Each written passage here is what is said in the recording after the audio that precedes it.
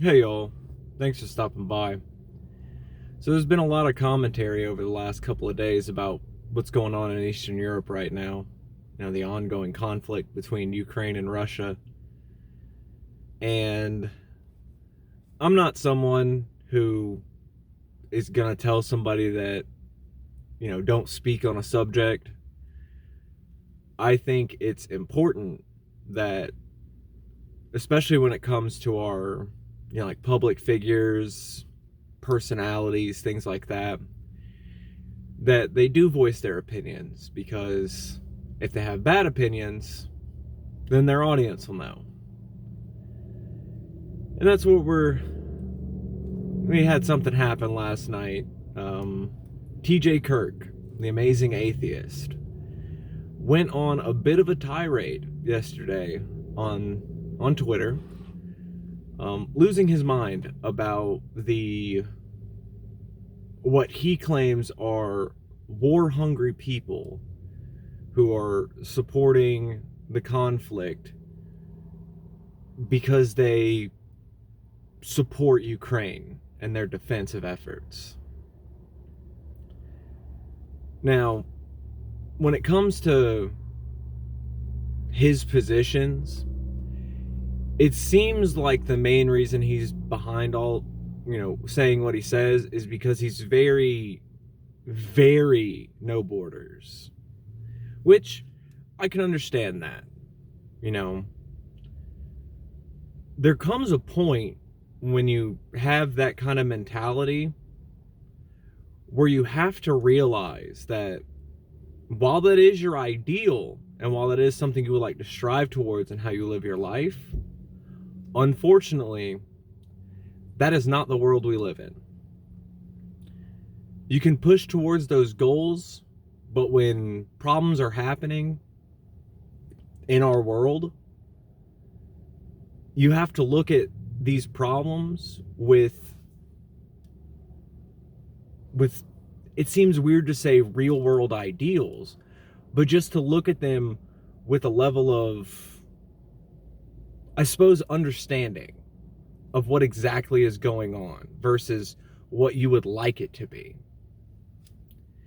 And yes, I feel like everybody would prefer if there was just no war. That seems like a really juvenile answer to that sort of, it seems like a really juvenile opinion to have on the subject. But it is, it works, I guess. Yeah, nobody would like war. Well, most of us would not like war. There are people who are definitely going to profit off of any kind of conflict, whether it's actual armed conflict or just inter-country squabbles with no boots on the ground. There's always going to be people who profit off of that kind of stuff. Right after Putin gave his speech, his frankly ridiculous blood and soil speech, trying to claim that the reason they're marching over is because Ukrainians in that region are ethnically Russian, the ruble dropped by what, 30-40% that day?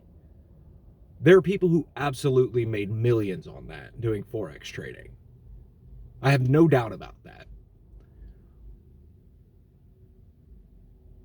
You don't have to be, it doesn't make you someone who's a war hawk or like a merchant of war, anything like that, for you to voice your support for a defending party against an aggressor.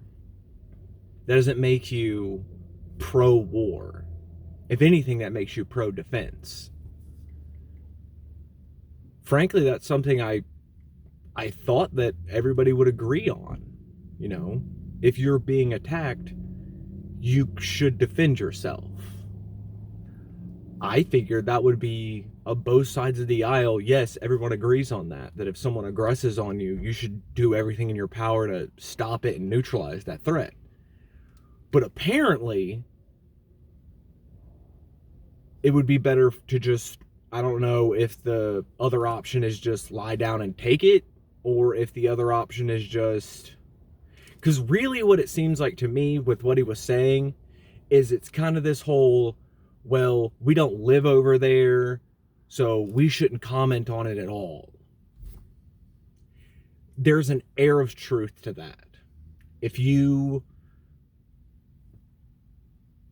haven't read anything into the subject matter, and I wouldn't say this just about conflict in Ukraine, I would say this about literally any subject ever.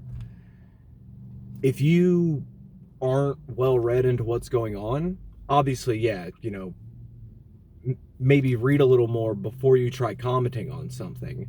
But if your opinion on something is just, everyone is stupid but me because I'm the only one who doesn't want war,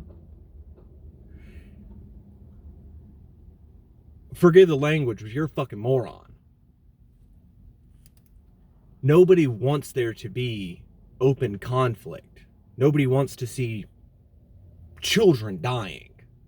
Because that's what it is. 18 to 20-year-olds that are fighting in these wars. And conscripts, for the most part, on both ends of it. Nobody wants to see their kids die. Nobody wants to have war. But war is here. Well, war is there.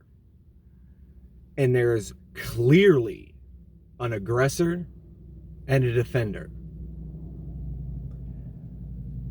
There comes a time when you cannot take a stance of neutrality. The way I've heard it the best is, if an elephant is standing on the tail of a mouse and you say, oh, well, I'm going to take a neutral stance on this, the mouse is not going to take kindly to that. There's clearly a power balance that, one person is doing far more harm than the other. Taking a stance of neutrality means you take the side of the aggressor. It doesn't make you a war hawk. It doesn't make you a profiteer to say that you support a defensive campaign. I don't really have anything beyond that to say on this. I'm not the smartest person when it comes to this kind of conflicts and stuff, but looking at this, when you have a leader who says, this land is ours by rights, and it's not, in their imaginary drawn lines, which, if you want to take it that way, yeah, sure, imaginary drawn lines, but they're not in his imaginary drawn lines. And he wants to take them. And the country who owns it, that's in their imaginary drawn line, says, no, you can't do that. And then you send troops in. There is clearly an aggressor in this situation. This isn't the time to take a neutral stance. This isn't a time to be the enlightened centrist, the big brain smart boy.